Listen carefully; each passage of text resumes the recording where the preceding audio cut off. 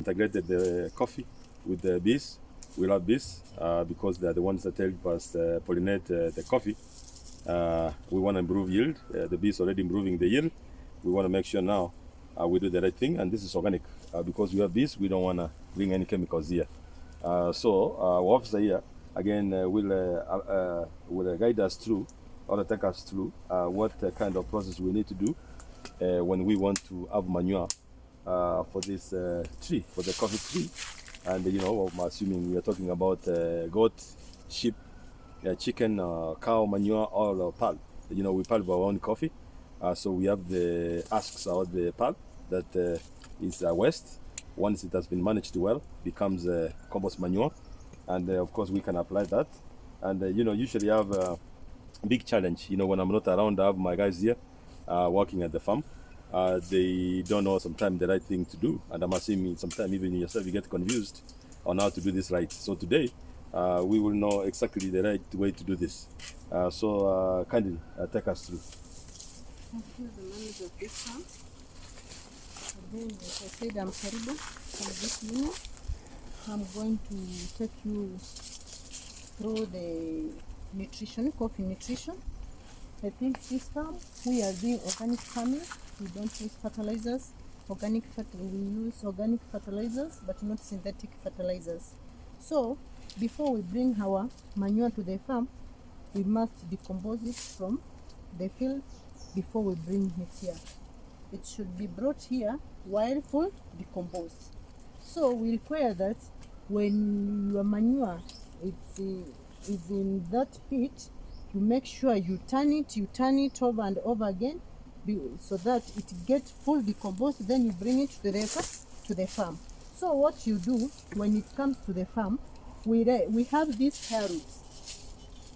We have the hair roots down here. I think don't you see them? Yeah. You see them? Mm-hmm. These are the hair roots. These are the feeder roots. You see them? Yeah. So these feeder roots, they are the ones which take food for the tree. So once you remove the hair roots from the tree, mind you that your tree is not eating anything. So what you should do, first of all, you must take care of the feeder roots.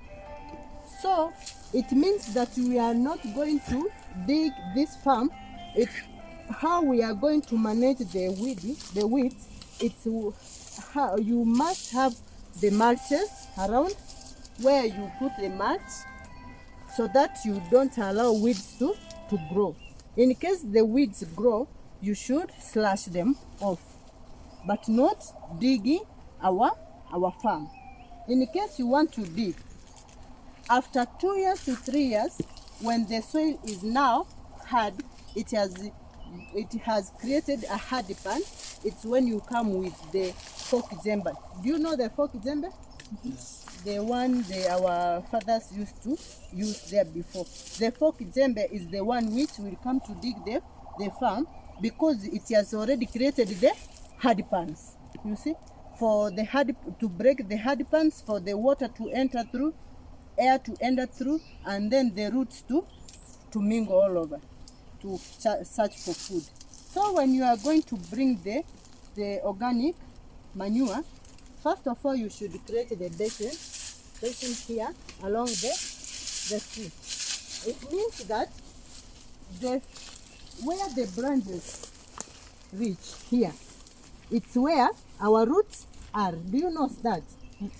Where the primary branch has reached, it's where we have the roots. So between the tree and the primary branch, nothing should be grown. You have to have the basin all around to allow this space for the roots. You see, even here we have the roots. Have you seen them? Mm-hmm. These are the roots that feed our crop.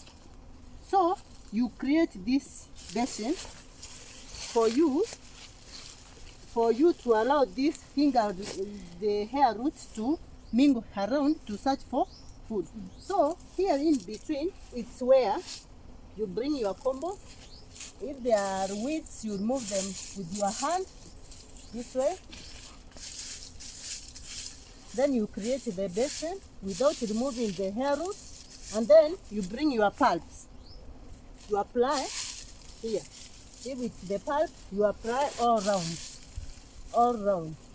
If it's manure for the animal, it's enough. 1 debe is enough for 1 year.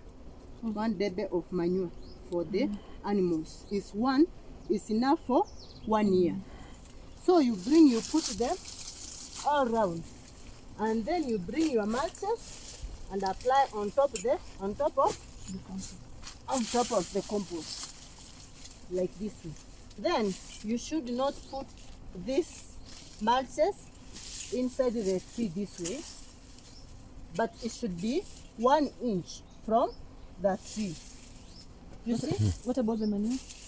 Even the manure should be 1 inch from the stem. From the stem. For the hair roots to feed. When you bring the manure in here, it means these finger roots should come back to take food. So it should be outside, along, outside there. If your primary branch is here, then you should measure around 30 centimeter from the tip. Here, 30 centimeter. I think ile rula ya watoto ya kusomea shule. I think hiyo ni 30 centimeter. That centimeter from the tip, then it's where you are going to apply your manure all round. That's how you do it. And then after application, you bring your mulches, put on top, and then they will decompose. Good. for I think your that's crop to feed. yeah, that's very clear. I don't know whether I think I've understood. You know, this thing is not sometimes to understand. All listening is easier, Yeah. but practically it's not. Hard. It's not easy. So the basin I've understood now. You use the branch. You know how far the roots are extended from the main stem, and then from there, you have told us that we should not really be digging around here because there are those roots that the main plant, of course, this called plant or the stem, used to feed itself. And if you're digging, means that you're actually cutting those air roots. And then there from, of course, we have to put the compost manure and the mulch 1 inch, 1 inch from the main stem to avoid the diseases or to avoid even the stem borers. That's a disease. It's a pest. It's a pest. Yes. Oh, okay. Yeah, looks like there's a lot I need to learn. Yeah. You know, comes to farming. Yeah. Yeah. So, and if we do that, then we expect to succeed. Yeah, you If will have we- maximum production. If we are doing good pruning, Yeah. we are managing You are it feeding well. your crop, Yes. you are having those mulches. Yeah. Then And you said 1 deb of compost manure, but of animal compost manure. Yeah, Is that a animal good? compost Is that a good manure, you can language? mix. Animal compost manure. Yeah, you animal manure. When it become a compost, it's when it has compost with other things like Oh, when okay. you are mixing with Okay. husk. Okay. Yeah. But it should not be put here when it's fresh. No, You know why? What would happen? acid, a lot of acid. Oh, okay. So you can mess up our coffee. It can make this coffee to dry up. Okay. Yeah. Okay. Good. No, I think that's very clear. Let's see what farmers here and those ones who work in this farm, you know, they will understand and they practice this. And of course, those ones who are watching us too, I'm assuming that this will help them out, Yes. so that you know, they succeed and they will have more farming. They will encourage other people to indulge in farming. Adopt to the family. Exactly.